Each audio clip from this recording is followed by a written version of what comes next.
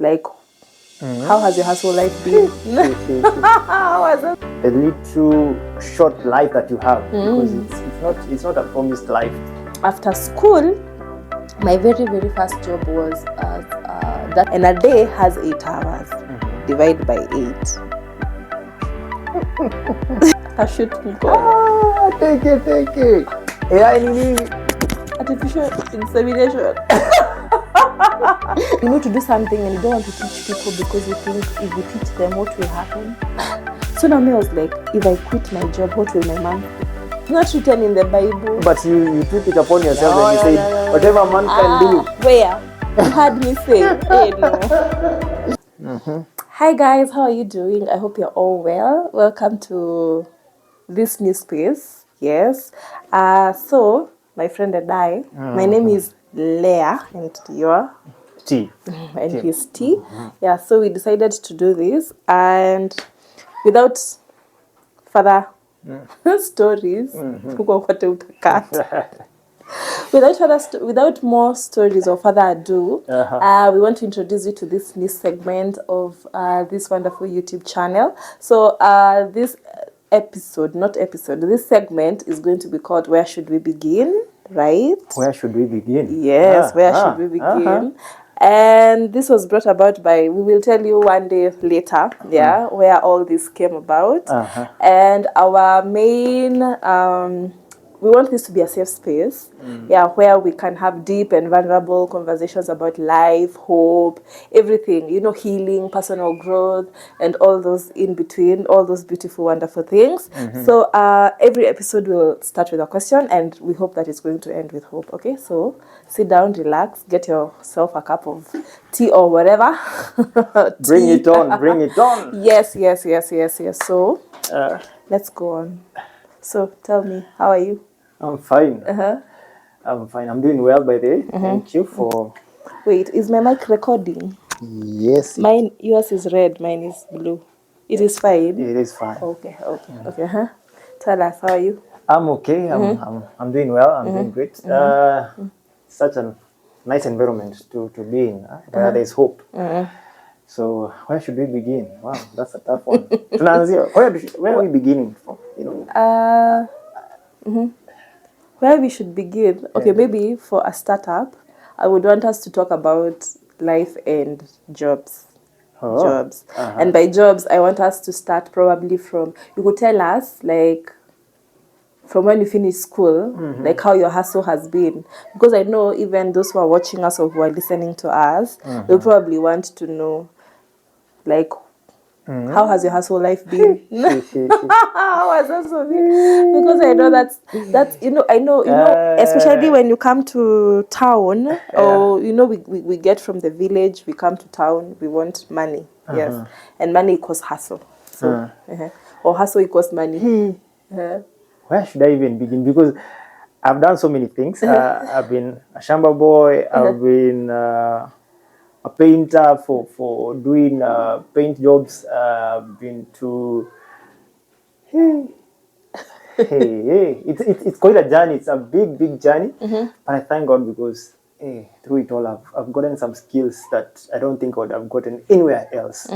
So there are some situations I just have to laugh at myself. I know. Because if I actually remember, my first actual paying job was painting, because the farm one was kind of, you do it and then you are getting paid by something small, like get milk or something of the sort. But for paint, I used to go and paint. I have done for these Christmas decorations paints for windows and all that. Or the way we say, like, Santa drawn on the windows, especially supermarkets and I've done it. I've done it so many times. There's one club. It was a club / restaurant back in Nakuru City. Right now it's a city. Nakuru City. People of Nakuru City. How are you? Yes. It was Tidies. I remember Tidies. I schooled in Nakuru. from my college, so I know tidies. I've done tidies. I've done kunste.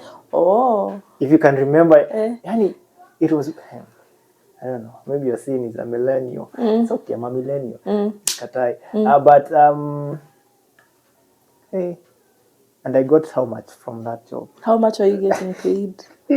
Like for 1 gig? For 1 gig, just 1,000 bob. Oh, you draw all that and then you get paid 1,000. And then you're expected to come back after Christmas and New Year's and wash the windows clean.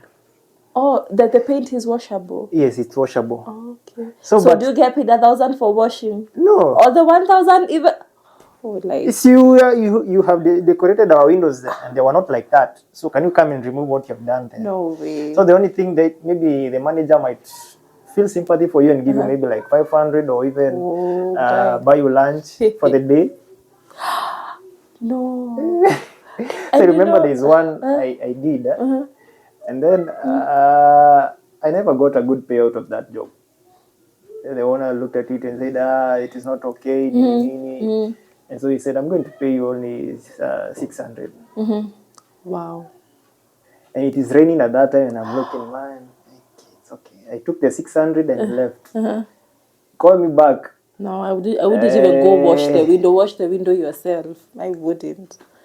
Wow, 600 bob is better. So you're thinking alike, because I also did the same. I never washed the window. I just decided. I can't wash it. You want to wash that 400, go wash it. Wash with the 400. There are some people who normally look at their money and they see it as it is something to buy you off.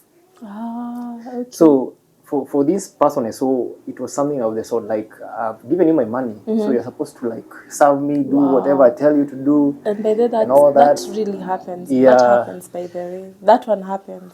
Like, people think the fact that I have paid you a salary so I can use you the way, however I want to. Exactly. Yeah. It's like they're buying you. It's wow, and it feels bad. It's modern slavery. True. But that is very true. But that is so bad. But they come to think of it. Why do we go to jobs? I don't know. Okay, why we go? Okay, I think, as for me, the reason why most of the time, I was thinking about that question recently. Now let me divert. So I was thinking about that. There's a time I was asking. I was from work. I was so tired. I was like tired, and then I'm like, you're tired from working, but you're broke. Like, mfuko yako iko tu zile za there's no money in your pocket, but you're tired. You're from work. I was like, what? Why do I really go to work? There's a time I was contemplating on leaving my job, the job I was in. Yeah. But then I'm like, so what will I tell my mother? Like, I left my job. So is it that we go to work so that we can be told we go to work? Like, we want to please people, wajuange, huyu anatoka 8, and then you come back in the evening. So like, a trophy should be given to you. But why do we go? Why? So I was also asking myself that same question. And maybe those who are listening or watching can tell us, why do you go to work? Why are you in the job that you are in right now? Is it because you don't want to be told you're not working, or you don't want to tell yourself you're not working? Are you comfortable? Do you enjoy whatever it is you do? But then, because I think very few people enjoy what they do. Yeah. They just want the check at the end of the month, or if you're paid bi-weekly or weekly, upewe tu pesa yako, maisha iende. And that's a very sad way of living. Then you get paid. Do you think God created us to live like that? No. You're supposed to enjoy the little short life that you have, because it's not a promised life. It's for a period of time. True. But we rarely do that. We don't enjoy. Most of the times even that high-paying job, you are like, I have a big salary. Hey, I don't think. But like, how many of us enjoy? It's a Monday morning and you're excited. You're like, yes, today I'm going to work. Well, I think for personal working, if you're working on your own projects, that's an excitement. But if you're working for someone else, it is not. It's not. It's not. because something that drives you, like let's say for me, I'm a videographer, photographer, and also a sound engineer. So if at all it's something that involves me, that I'm supposed to do this as my own area of work, and I know there's a gig that I'm supposed to shoot, you're excited. I even don't get sleep. I normally sleep, but I find myself waking up in the middle of the night wondering, Like, is it morning yet? You know, kumekucha ama bado. Yeah, like so. For people working for other people, it's not. It's not. It's not. What does the Bible say about work? Does the Uh, Bible say anything? Do you know anything that the Bible says about work? hey, there's a lot. Apart from the one that we say, if you don't work, don't eat. You know, that is what we always tell ourselves. If you don't work, don't eat. So you just get any gig. You get a gig. Yes. And you're working, so you deserve to eat. Yeah. As you continue, let me look for something that talks about. Please let him check so that we can know what God says about us working. Because, like though you said you started as a shamba boy and also the paint work. Yeah. So for me, my very, very, very first gig, apart from like now when I was in high school, I had an uncle who would call me. I stay at his bookshop, and then he would pay me with probably clothes, and I can say that was like the first job I ever did. But after school, my very, very first job was as a data entry clerk. Yeah. But the thing is, we used to go to job at night. It was an overnight job. So you're supposed to you report at 7 p.m. And then by 7 a.m. do unatoka. But because, like, you know, the more you do it, the more you become fast, especially with Excel and everything. So by around 12, I was done. But now, you know, you can't, because that time I used to live in Kiambu, and I used to work at Upper Hill. Also done the same, but it was a different company. Yeah. So me, what we used to do, by like 12, we are done. We are done, because you're given like a heap of papers. You're told, this one, you have to like put it in Excel. So you become fast. By 12, you're done. So we are only waiting for like around 3, 4 tushikane like watu kadhaa tuende town kila mtu. We had very nice guys who are workmates. Us ladies walikuwa natuescort hadi kila mtu mahali unachukua basi. But now the downside of that job, because I used to live in some single room, so now when I'm sleeping in the morning, I would hear women talking about me, saying, this lady anatokanga jioni, ako very smart, anarudi asubuhi. I know, that is what they are. That is what there's a day I felt so bad. I actually wanted to open the door and just like tell them, yo, come on. No. Na Sunday ndio mimi hiyo kanisa. Atuambia anaenda wapi? You cannot be paying rent. No, natoka usiku na. Natoka usiku. Na sasa you know unatoka like around 5. Umevaa hadi jacket sababu overnight it's cold. So I don't even know where they thought okay. Yeah. It was sad. There. It was by the I moved. I even shifted houses. Nikaenda kwa nyumba nyingine kwenye nobody would care about whatever it is I do. Yeah. It was bad. Yeah. No, it was bad. Unajua people think you're a night nurse and you're not. That is what they think you are going to do. You're a night nurse. Ni kudungwa shindano. Aki, that is what they're thinking. No, it was bad. Like it really used to. So like now, ukienda kuoga, unaona like wana. You know, there's people would see and then they're like, like you can feel it. Like people are like talking behind. They're pointing you with. I know. The nose, like, I knew you're just trying to not just go back home. We shall go and. Anyway, tell us, what was your first job? Maybe you could tell us what your first job was. Yeah, apart from that, I also did these data entry jobs with a company, Cloud Factory, where I did for some few months, and then I saw this is not for me. It was boring. No, like routine. Routine makes you get bored. No. It is the pay that you are getting. It is not amounting the work that you are doing. You have like a workload this big, but the pay is very small. You just pay your fare and you go home. But then why is it that we get paid so little per hour, the hourly rate? You know, like the way in the US or in the European whatever, you hear at your job is $15 an hour. I'm at $10. You know, even $10 an hour, how many people make that in Kenya? Sasa barabara utajengewa na nini? Sini tax? Ama? I know. But then they would... Still your tax rate utasioni makes sense. It does not. But it does not. Yeah. Let's say, for example, you get paid... You get paid 30,000 a month. Do the math. Let's do the math. Unajua heri tu kukuwa na nini haya. So you get 30k. See, ikikatwa tax inakuanga around like 27,000. So 27,000. Haya, you divide that, let's say, by 30. Okay? So it's like 900 bob a day. And a day has 8 hours. Divide by 8. You paid $1 now. It's less than $1. It's less than $1. Father Lord. What? But you don't come to work on Sunday? No. So you're supposed to be like 25 or somehow? Okay, let's say 27,000. Divide by 25. It is 1080. Then that divide by 8. It's 135 shillings 1 hour. Just $1. That's the equivalent of $1. Imagine. Like, so what can we do different?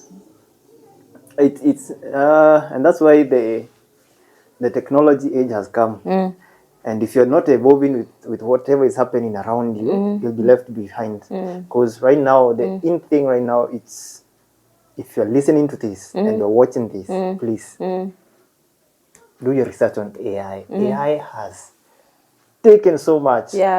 From the sound work to the videography work that I'm doing to the photography, everything. So you can edit videos with AI? No, I'm asking. You know, most of us just know ChatGPT. That's all we know. What the apps have done now, they have involved the AI part in the editing softwares. Okay. So it is making your work easier and faster than instead of you spending like 2-3 days there editing something of around 1 hour. So like it makes your work so simple and easier. Yeah, you give it your videos and you show it how you want it to be done, or the sequences of how you shot the video, and then it will edit it for you. So the only thing you'll do is finalize everything. So AI. I know. Na nisikuwe kama kuna mtu aliulizwa mahali and he's a friend of ours from church. You guy, you know yourself, but we normally call him AI nowadays because they have been taught these things about AI and all that, and the future of work environment. And then the teacher, lecturer, the host for that, akauliza, what is AI? And everyone was silent. So you look at them and you're like, okay, I thought you guys know you are in this world, you Gen Zs. They were all silent except for that one. Akakaa hivi akafikiria, akashoot mkono. Take it. AI ni nini? Artificial insemination. For real. Nakanyamaza story. Lakini since AI is artificial, ile ya ng'ombe. Yeah. We. Yeah? Artificial insemination in the building. So, this friend of ours shot up his hands, akainua mkono. Yani, very confident. Ile daktari wa nini? Daktari wa ng'ombe. Na ako tu sawa. Si ako tu sawa. It depends with where you are coming from. Kama mimi mtu wa Geshagi. Ama Geshagi, I think so. I'm Geshagi, by the way. Nakuru si Geshagi ama ni wapi? Anyway. No, Nakuru is a city. Watu wa city. Poleni. Mimi nimelelewa mixed environments. Farmer, town, so So he was right. By the way, Hata mimi by the way, if I was in his position, niangalie nione it's too silent. yes. I would shoot your hand and say, give me an answer, and I'll say the same. But come to think of it, see, initially, before this artificial intelligence, whatever, so that was the only AI we all That's knew. the only AI we know. So we are all right. thumbs up. Yes. Yeah. So you are telling us about mathematics and Oh yeah. Like imagine we get paid. Most people get paid like 100. That's someone and making 30K a month. And you know, the sad thing is that most people don't make more than 30,000. Especially the first jobs. Most people don't make more than 30K. I have the privilege of working in a HR pharmacy consultancy, whatever. And I look at some of the salaries and then I'm like, imagine it's sad. It's a sad reality. It's very sad. And you know, most of these people who are making that 30K, they've gone to university. Like it's something you've studied. Imagine we're in daktari. And then the payment that you are getting, it is not even equivalent to saving, the time. Not even the time. Saving someone's life. Mtu amekuja kuona ambulance, ile condition anakaa, you cannot even explain. Imagine. But this person, you're paying him little, and then you. Let me not get there. I'm feeling the like gap. Yeah, the gap. I'm feeling like getting there to where these people of us who drive in Prados kwenye wanakuaga watu by the way. Mnaendesha maprado huku na masiren alafu. I'm not going to touch there. Let me tell you, don't even touch that. After you've gone so far, let me tell you, that is very far. For example, you're in a department. Let's say, for example, you're in a department. Yeah. In that department, you are the admin. You're the one who does all the difficult work, or like all the manual work. It's you. You get paid your 25K. Shika, kamata. You know how much your manager is making? Don't even talk about it. Your manager is probably making 10 times what you're making. Doing 10 times less the work you're doing. And they're saying that hakuna pesa. Wow. Hakuna pesa. By the way, there's retrenchment, there's redundancies, there is what. So, by the way, it's sad. Sisi kama wakubwa wa kampuni hakuna pesa. Tunafinyika sana. Pesa haiko. Unajua hata last month we the overheads were very many. The amount of money we are spending is not supposed to be spent like that. We cannot be in the business of just giving out money. So tell us, what does the Bible say about? Have you found like 2 verses or a verse or 0 verses? There are so many. Tell us, tell us these verses. Because you know what I would want us to achieve at the end of this episode as we reflect about jobs. Because jobs are not there. People say there are no jobs. And it's true, by the way. Okay, or jobs are there because if you go to all these websites that advertise for jobs and everything, jobs ziko. Zimepostiwa. People have posted jobs. But I remember there's a time I used to send at least 20 CVs in a day. Do you know how we used to do it? Okay, nowadays I don't know if that is what people are doing, but how we used to do it, like I would list all the companies I want to work for. Okay, in school I did tourism. Please don't ask if I have ever worked in a tourism anything. I have never. But what I'm grateful to God, you know, nowadays I've trained myself to look for the good thing in everything. What I'm grateful to God about is that those 4 years I spent in university, at least I learned life skills and I learned communication skills. Yeah, at least I learned communication skills. That's what I got from school, imagine. That's why she has a good kisungu. Yangu imeenda. Communication skills. Otherwise, from the 4 years and the degree, I have never worked anywhere that required that degree. So I was telling you, let me not be sad about it. Oh, guy, let me. No, we had, you know, in high school. Let me just, please allow me to just give you stories today because it is our first episode. We are allowed to give stories, aren't we? So this is how maybe that should be another topic another time. But let me just get this out of my chest. Yes. So this is what happened. We finished Form 4. when we finished form 4, grades zikatokea. Sisi ni wahenga. By that I mean, we did school when, for you to join university, you had to stay 1 year and a half. Like, you finish school this November, the next year yote uko home, then the other year in August, ndio mnaitwa university, ndio mna join. So that is how it was. So this 1 year, there was a time you're given to go choose courses. Yeah. There was no CUSPs. You called it CUSPs nowadays. CUSPs. That one was not there. Yeah. As we were calling it JAB. So JAB, what it used to do, we used to go to Nairobi University. Yeah. Unajipeleka wapi? Moja kwa moja. Yes. From wherever you are, from whatever village, you go to Nairobi University. When you go to Nairobi University, kwa kulikuanga na, they used to print all the courses and the different universities. Yeah. All those courses wameka, unaona ka venye a timetable is printed. Yes. So now they put what do you call it, the cluster points, the points that are required for you to get to do the course. Haya, so Leah anatoka Nyeri, anakuja hadi wapi? Nairobi. Nimewahi kuja Nairobi mbeleni peke yangu? Ulikuwa umenileta? Hapana, it is me. So but now you know that time you can see many students kabisa. You can see many students wanaenda one direction. So it's easy to know because it's there they give like deadlines.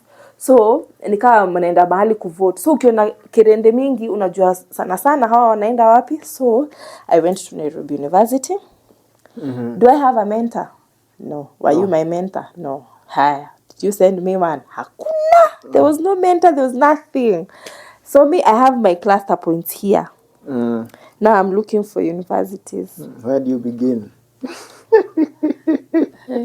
Should I even tell you how I chose my course? Where do you begin with this now? There's no hope. By the way, you know. Yeah, you're supposed to give hope. Anyway. A lot of hope. So, the sad thing is, I had a boyfriend. Oh yeah. Had to get a boyfriend.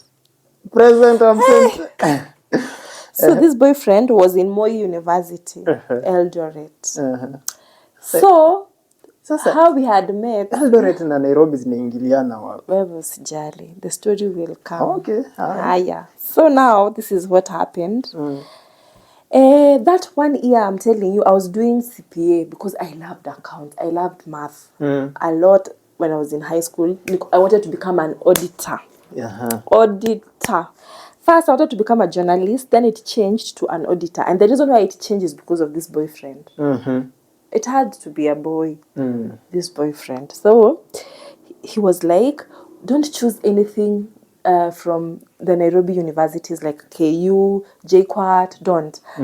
Choose these ones for the side so that we can be hooking up. Like, it will be closer. In fact, choose from a university everything. Like, because I was first choice, you could choose one course from 3 different universities. Then second choice, a different course. Third choice, and fourth choice. So, me here, first choice, it had to be Moi University. So, I chose Moi University. I can't remember the course. I think I did strategic management or something. Second choice, human resource. Where? Moi University. Third choice, I think I chose, I don't know, a course, I think business management from Maseno. You see, I just want those sides. Then our fourth choice, I was like, so what do I do? Higher. I saw Egerton University. By then, I am an alumni of Egerton. Higher. Fourth choice was Egerton University. Yeah. Nakuru. So, I chose Egerton. The course I chose, it was a Bachelor's of Science. Let me tell you how the name is what attracted me. I chose a course because of the name. Bachelor of Science in Ecotourism and Hospitality Management. Then I wanted to be the next one, Garimarai. Okay? Eco. Anything with eco. See, eco is conservation. No, eco is what? That is what I did. You just laugh. Scientist. You just laugh. Eco. And then I thought now tourism, we will travel the world. And then, sorry, hospitality, I thought now we will do baking. That's how I chose a course. And you know, the sad thing is that as much as we are talking about jobs, some of us are in where we are unhappy because of decisions we've made career-wise. And you know, your decision career-wise started from when you were in school. Yeah. Imagine the way you love videos and the way you love sound technology. Anything sound excites you, right? Yeah. And it has always excited you. Imagine if you majored that from high school. Hey. Where would you be? You would have your own, you would have a microphone called T. You'd pay me to come sit here. Thank you. We are not lying. You It's would true, by the probably way. the microphone you're using would be a T brand. Exactly. It would be like that. Like you would. Importation from. Thank you. You would have. A consignment has arrived of. Let me pick this call. You know, hello. I have a consignment. That would be the life. It's coming. By the way, that would be it. So, anyone who's listening to us and you're probably in school or you're about, because people are about to, May, there are people who join school in May. And probably you chose a course, not haujui about it. I know in school, there's usually that period where you can change courses. Please change your course to something that you like. Yeah. There's no need of you wasting 4 years. Imagine wasting your parents' money for 3 years, for 4 years, doing something because of the name. And you don't, haujui itakutokelelea wapi, itakutokeza wapi uko mbele. Na itakuwa kutokeza, like inakuumededi yako. You know, that is what that's what we call it in Greek. Please, because pasua njia. I know. We need to preach to people and let people understand that the course you choose or whatever it is you choose to do in school could give you a good outcome or a bad outcome. There are people who get A's and you think, since I've gotten an A, the only thing I can do is medicine, engineering, you know. And maybe if you, maybe you're a good teacher. Maybe if you just took teaching, with your A, you would become a very nice professor in the future. Hapo hivyo unajua kuongea sana na kufundisha watu kuuza nyanya kwa soko. Alafu. Kuliko wewe you've gotten an A, umeambiwa lazima ufanye law, lazima ufanye medicine, you have to do medicine, you have that thing. Hey, hiyo kitu inaniuma sana. Especially if this is now to the parents. The generation that is right now, the Gen Zs and the millennials that are remaining and the alphas that are coming. Hawa si watu wa kusukumiliwa ati nani ameenda university, kijana ya jirani ameenda university, so you have to go to university and a specific university. That thing when I think when we were in school, hiyo kitu ilikuwa tusumbua sana. Sana. Unachukua ama kusumbua. Utakwenda masema, utakwenda sijui wapi. Hey, you've reminded me. Why are you traumatizing me? Alafu grades zikakuja. Unaziangalia venyewe unajua wewe. You're doomed. Yako imeisha. Sasa wewe na you are not given any hope. And you know, even with a D, you can still do whatever it is that you want. Kwanza nowadays, if you have that excellence and that distinction. Yes, the distinction and the excellence. You are good for the market. I know, as long as you know what you want. So much, so many companies that are evolving up are looking for people who can be able to be hands-on or skilled. So nazo polytechnics have come up with a program that is skilled for you. Yeah, it's tailored for either you are a plumber, electrician, you big tech, tailoring. You know, we need to dress well. Ration ni mingi bana huku nje. And na to events hapa weekend kuna zingine hapo acha sitamention lakini ziko kwa wingi. Like those Kikuyu cultural ones. We need to dress well by the way. Na wale wakuulizana vitenge tutashona siku gani. So like these things. So if you have those grades, it's a good time to sit down with your parent, mwambie yenyewe mam mzae cheki. Yenyewe hii kitu haiendi. Mimi yenyewe nimejaribu mathematics huku na KCSE yangu imefika hapa. True. Hapo pengine sasa mimi ndio kitu naona.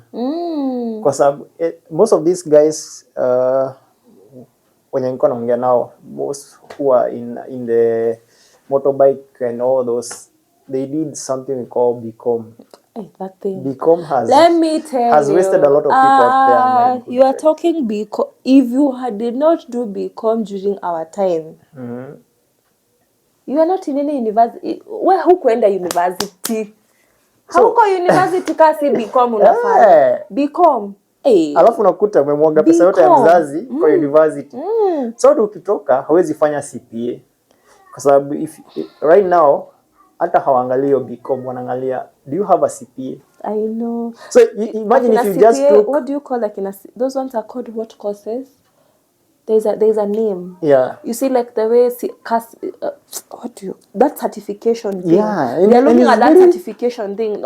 In fact, the jobs zenye unaona wanasema, you have to be a member of, for example, ISPAC, you're a CPA. Exactly. You have to be a member of ISPAC. Kuna ile ya IHRM, ya human resource. You have those professional courses. That's what they call them.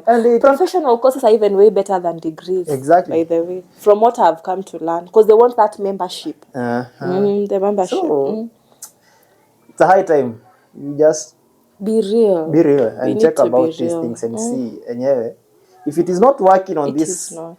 Another way pia when you know as if you have gone too far, it's not. You can begin at any age. True. There's no time limit for you to begin, because even as I refer to the Bible, Abraham and Sarah, Sarah laughed sarcastically when she was told, you're going to bear a child, and she was like, ha ha ha, sasa mimi yenyewe shosho mimi yenyewe natoa aje.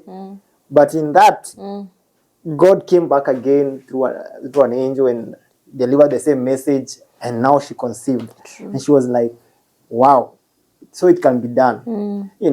So it's never too late for you. It's never too late to begin. It's never late for your journey to sprout up. True. As long as you believe, as long as you believe in yourself, and you know, because for example, the way you say you used to draw, what happened to you drawing? This guy can draw you, by the way. I would give him, you see, like this beautiful art, his own was drawn it. I would give him art for drawing. What happened? But then because, I think us growing up... Anyway. But I think it all comes down to... I think that's another... I think you should find some time now start tuongelele hiyo. Okay. Kwa sababu it's something I think which you can call bringing all these diverse skill sets together to function for your life. Because you might find you have so many things. You love biking, you love being a sports personality, you love, and then to combine all those to one direction inakuwa ngumu kwa sababu so it's something I think we need to do that. We need to do an episode. We need to do an episode. Will you come back for that episode, please? Yes. We do. We need to do that as an episode. So that I can tell you about the art. Okay. But something I know is that we need to bring up our children or those around us. If you are in a position to mentor someone, mentor them. Yeah. Because that is something that lacks. Especially when it comes to job. Like now when you're doing your job for sound engineering and everything, if you see someone who is interested in that and you can teach them, just teach them. Yeah, or show them the way. Yeah, show them the way. I think iko in one of those letters za Paul, where he was saying in Acts 20, I think, from 33. I've never. I'm reading from Message version. I've never, as you know, had any taste for wealth or fashion. With these bare hands, I took care of my own basic needs and those who worked with me. In everything I've done, I've demonstrated to you how necessary it is to work on behalf of the weak and not exploit them. You'll not likely go wrong here if you keep remembering that your master said you're far happier giving than getting. So, at the end of, what will you be remembered for? Well, that's another thing. That's another topic. That's another topic. Hey, record that down. So give that thing that you have. You may think that you have, hold on to it like You know to do something and you don't want to teach people because you think if you teach them, what will happen? Like it will get away or they will be better than you. Ama, does that, maybe that comes down to somebody's insecurities. Yeah, it's insecurities at the same time. Unajiangalia unaona like this person will take over. But we forget to see that we are all different thumbprints. You know, we are all different. You may put an M-Pesa shop there, I put an M-Pesa shop there, but the services that I offer or how I deal with my customers is very different, you know. Where do you think we got all that from? Because remember, when we were in primary school and you're doing an exam, you hold your book like this and you hide. Don't you think that's where we got it from? You remember there we used to hide? We used to hide like completely like this. You don't want someone to see. Hapa tuna blame nani? Bringing up how we were brought up. But I think as millennials, I think we all need therapy. We all need we all need therapy. Do you know, I think we need, I don't know, I think that's why we need the Gen Zs and the Gen Alphas in our lives. Because these people, something I love about Gen Zs and Gen Alphas is that they are not afraid. For example, thank you. For example, in town, every town, how many photographers do you see in a street? Talk about Nairobi alone. Every street has like 5 of them. They're all doing the same thing. Do you see them sabotaging one another? Where uko na busy yako? In fact, market. If you go to, is it? Itagwa nini? Wapi? Aga Khan walk. Yeah. Hapo Kencom. Utaka picha ingie hiyo area. Utapigwa picha. Wako wengi sana. Endo support au maboy wako hapo. And they are doing an amazing job, by the way. They shoot even until around 9, because at times I pass there at around 9 p.m. and I find them there closing now their offices. Let them call the offices. Yeah. So support them. Yeah. And you see these guys, they are on every street. Kenyatta Avenue, Kambao, like there are so many. Higher. They are using the same equipment. If you've noted, their lights are the same. Those umbrellas like this, I don't know what you call them. They're all the same. Most of the time, even the cameras are all the same. Mpaka uko zile za ni mtu amewapatia shughuli ama ni wao wamejituma. You get, lakini us, during our time when we were, sisi tulifunzwa, and I think that's where shida yetu kubwa iko. We were taught that you have to have an 8 to 5. Yeah. If you don't have an 8 to 5, you're a failure. Do you know that? You have failed. You have failed. You have really, if you don't wear a suit, my God, you have failed. Yeah. I know that is so wrong. Because I was speaking to a guy from my workplace. He has gone to the highest level of his career at work. Where? Like in the office. He can't go. Sasa, you know, he's the head of a department. The sad thing is that he cannot be, that department does not have a director. You see, there's a director of finance, a director of human resource. So his department haina a director like that, because it's a small department in the office. So in that office, he can't go any higher. So now he was telling me, if I got a place where I can get a salary of even 30,000, I go start again, I would, in a different place. And he's earning? He's earning maybe, he has had a fixture of 200,000. But he wants to go... Yes, because amefika mahali, anaona hakuna more growth that is there in that office. So now I ask him, and why don't you do that? You know what he tells me? Sasa nitaonwa aje. So you view the perspective of... Thank you. And I don't blame him. The reason why I don't blame him is one, hivyo ndivyo tumelewa. Like me, there's a time I was feeling like quitting because, okay, I enjoy doing, though you said you love sound engineering and everything, I love talking, and I know that is something, I love talking to people, I love talking even to the camera, that is something I love doing. I love it a lot. Even, so now I was like, if I quit my job, what will my mom think? That's what I was asking myself. I was like, Leah, there you were praying God to give you a job. Now when you quit, you will look ungrateful. And the reason why I wanted to quit at that time was I was not feeling content. Like in the morning, I wake up and then I'm like, so where am I going? So I'm working, and then I'm like, whatever I am, the energy I'm putting into this, whatever I put it into my own, you get, yeah. So imagine offices have so many, talent in offices, my friend. But then that's something people are now doing, because hata kuna mwingine pia I heard alikuwa anasema I'm switching jobs. Not because they're not paying me well, but because I feel there's no growth. I feel I'm not evolving anymore. I'm there. Umefika nini? Yeah. Plateau. Inaitangwa plateau. And that guy is doing well. Plateauing. I know.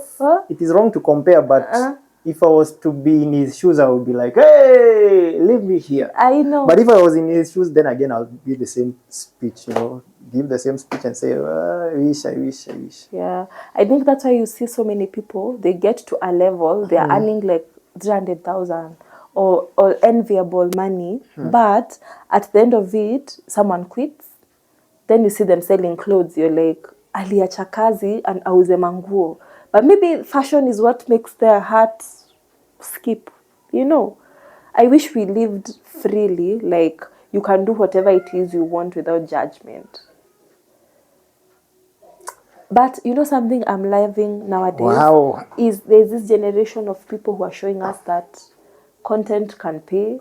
Like sound engineering can actually put food on your table. You see, if it is DJing, it can give you the lifestyle you want. That was not the case like a few years ago. Yes. Like you go to like, I want to do what you want to what? Like they cannot even understand. Yeah. So I just don't know. You were to get us a verse that talks about work. We forgot. Yes. I think I've done. No, that one you've read. Oh. The one you've read was about how utaacha nini, utajulikana kwa nini. About work. Yes, because we need to know, like when God created us, what was his intention about us and work. He just wanted men to till the earth. Men that were supposed to till the earth. So hatufai kulima. Nyinyi, sio sisi. He did say women till the earth, but God said men till the earth. But where are we women working? See, God said you guys should till the earth for us. So you said that you can do better than men. No, it is not written in the Bible. But you took it upon yourself and you said, whatever man can do. Where? You heard me say, hey, no.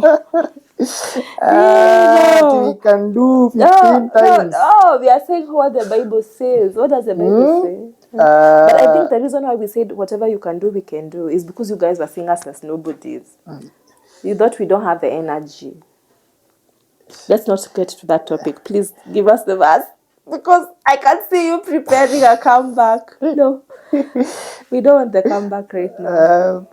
Let me just read as it is. Colossians 3:22. Servants, do what you're told by your earthly masters. And don't just do the minimum that will get you by.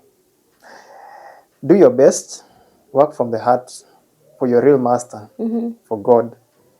Confident that you'll get paid in full when you come into your inheritance. Do you think that verse is misused?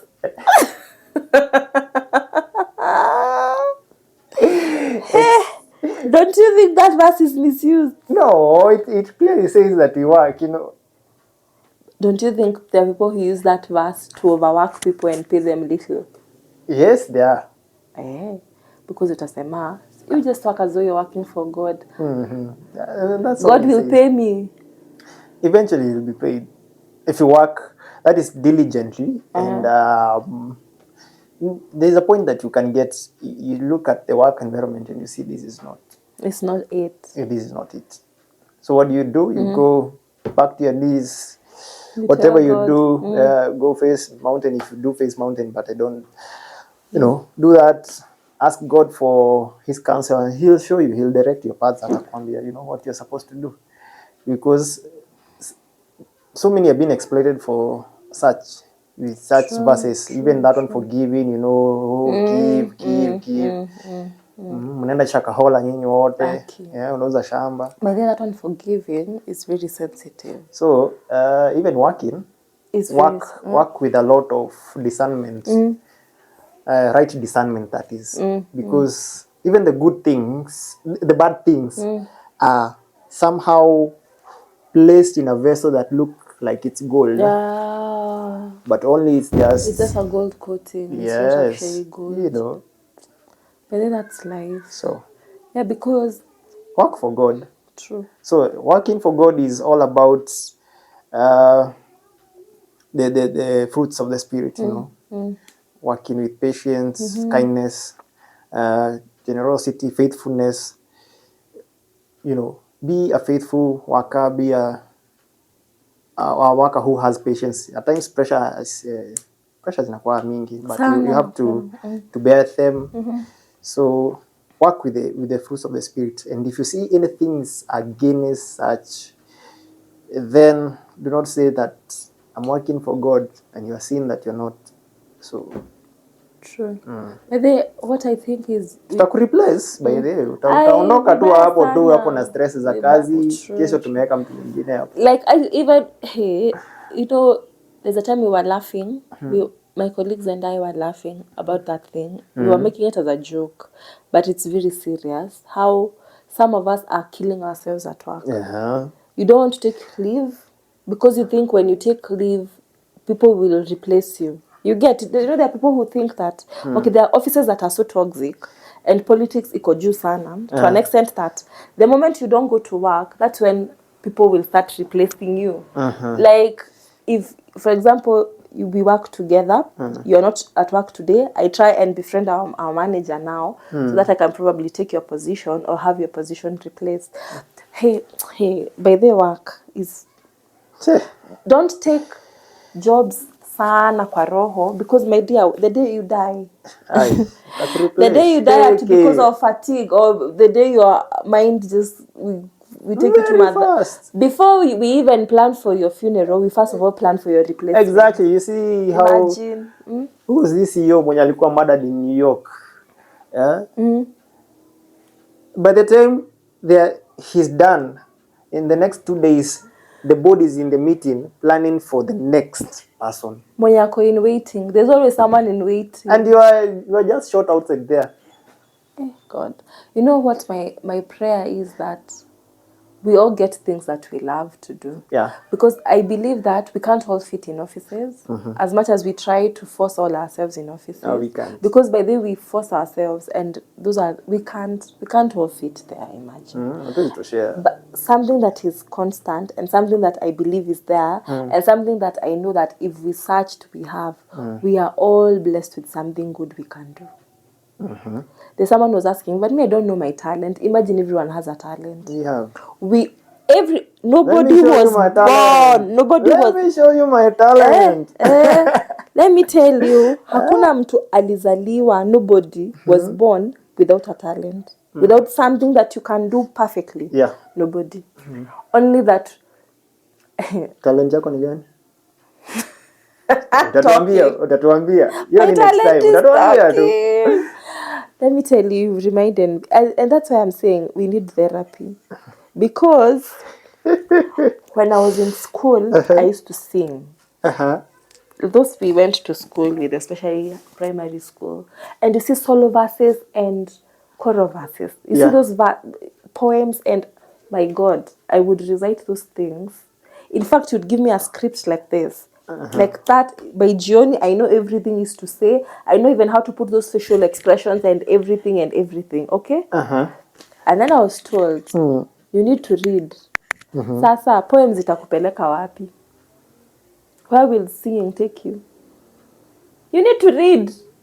You get an office job, and then now that time you can do this. You're gonna lipa matuke, you're going to kuja kukuona. And that is how my dream went like this. Do you know how many thermoses and cups and I don't know what my mom has that I got as presents in school? Because us used to get rewarded with cups and trays. Talent inapotelea hapa. Oh God. If that I'm was your next manager. Acha nivae suti nikuje tuende kazi. I know, by the way. Oh God.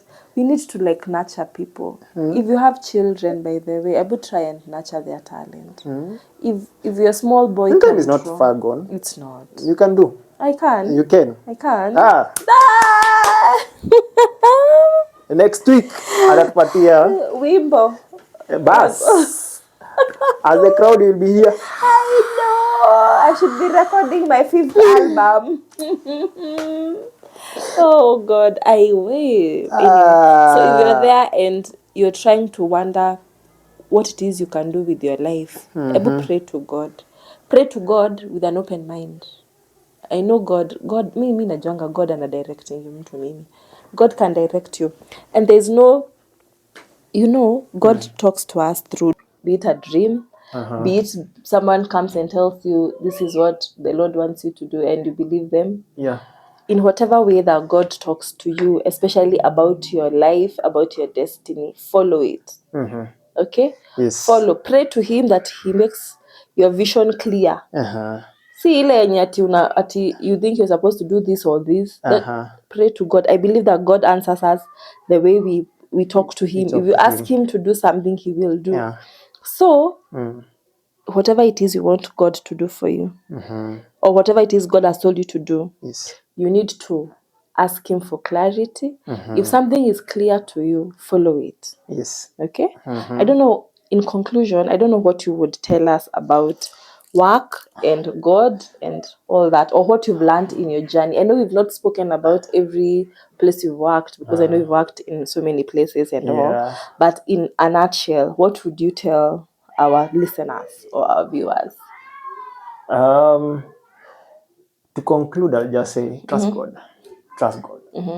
In everything that you're doing, put God first and let him show you the way. Sabu, most of the things that we normally do is we do because God has given us the ability to do. Imagine kuna wase walikuwa wataka kuwa na siku ya leo lakini hawaja make it.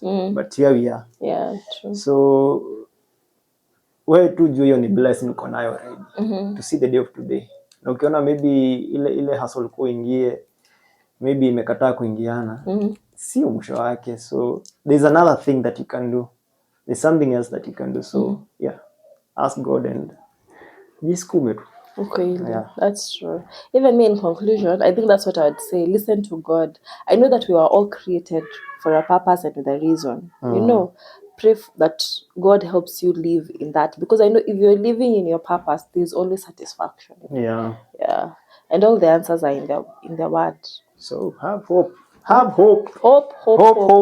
Hope is important. Yeah. We should never let hope die. Imagine life without hope. Anyway, we could talk about that until tomorrow. Where would we begin? I know. We could talk about that until tomorrow. So, it all begins here. True. Take that step of faith. And us being here is just to tell everyone, like, whatever it is that you want to do it afraid. Just do it afraid. Do whatever, afraid or not. Just don't be afraid of the mistakes. Yeah. Bye. See you. You can follow us on all our social media, by the way. Life with Leah Mudoni everywhere, on TikTok, on Facebook, and on Instagram.